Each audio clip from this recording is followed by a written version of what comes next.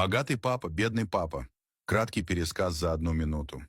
Роберт Кийосаки рассказывает, как две модели мышления бедного и богатого человека формируют финансовое будущее. Главные идеи. Первое. Деньги должны работать на тебя. Богатые инвестируют, бедные работают за зарплату. Второе.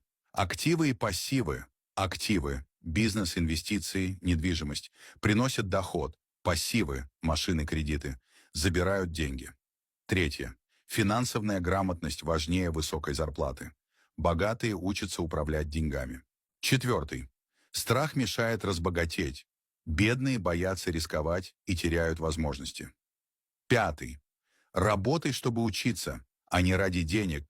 Знание ценнее, чем временный доход.